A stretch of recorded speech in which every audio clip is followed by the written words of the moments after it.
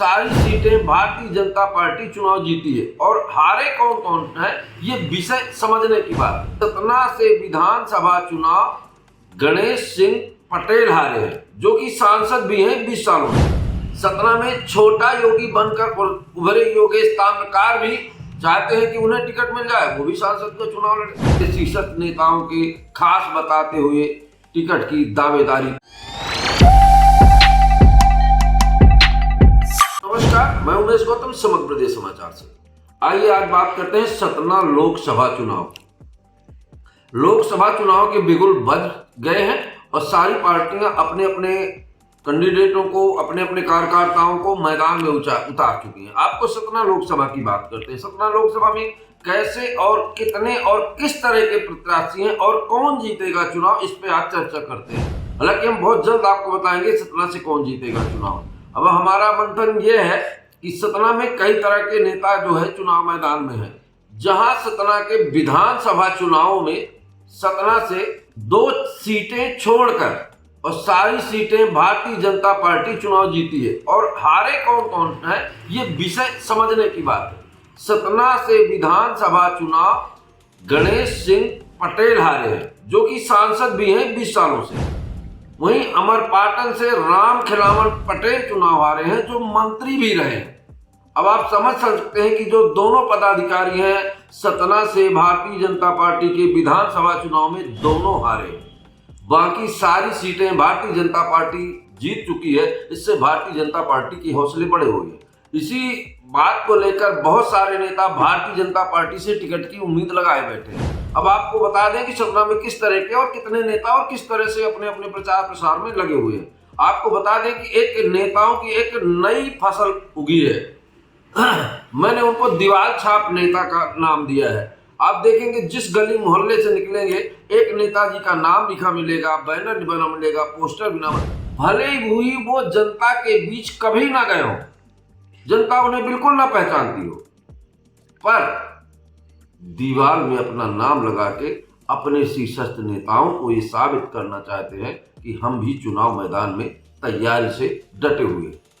वहीं कुछ लोगों ने अपना स्वास्थ्य शिविर लगाकर लोगों के स्वास्थ्य की जांच कर बड़े बड़े होल्डिंग बैनर लगा के ये साबित किया कि हम भी सांसदी लोकसभा सतना से उम्मीदवारी की दावेदारी करते हैं। वहीं कुछ लोगों को विदेश ले जाके सम्मानित करवाया और यहाँ अपने आप को पूरी तरह से शीर्षस्थ नेताओं के खास बताते हुए टिकट की दावेदारी प्रस्तुत करते हैं। वहीं कई तरह के नेता में स्वजातीय नेता भी है, जो कोई उनके स्वजाति का नेता आता है तो उसके साथ अपनी फोटो लगवा के, बड़ी सी होल्डिंग लगवा के और टिकट पाना चाहते हैं। अब आपको बता दें कि सतना में भारतीय जनता पार्टी से उम्मीदवार की दावेदारी करने वाले इतने लोग हैं कि अगर वो स्वयं आपस में एक दूसरे को वोट दे लें तो चुनाव जीत हार की जा सकती है।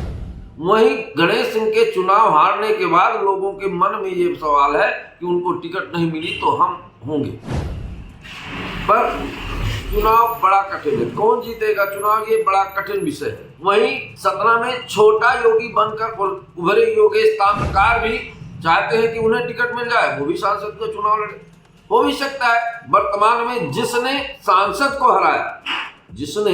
सांसद को विधानसभा में हराया उसको उन्होंने महापौर के चुनाव में भारी मतों से पराजित किया। इससे तो यह साबित होता है कि शहर में इनकी छवि अच्छी है। अब रही बात शीर्षस्थ नेताओं को किसे क्या कहते हैं, ये तो शीर्षस्थ नेताओं की बात है, पर हम एक बात करते हैं कि सतना में कौन और कैसे जीत सकता है चुनाव। इस पे अगर आप बात करें तो एक विचारनी बात होती है। अब रही सवाल कि भारत 75 साल आजादी के हो गए, अमृत काल मना रहा है, पर सतना ब्राह्मण बाहुल होने के बाद भी आज तक सतना से कभी ब्राह्मण समाज का कोई सांसद नहीं बना। अब आपको बता दें कि ब्राह्मण समाज अगर सांसद बनना चाहती है तो कैसे बनेगी। ब्राह्मण समाज का कोई भी प्रत्याशी भारतीय जनता पार्टी या कांग्रेस से टिकट लाके चुनाव जीतना बड़ा कठिन होगा।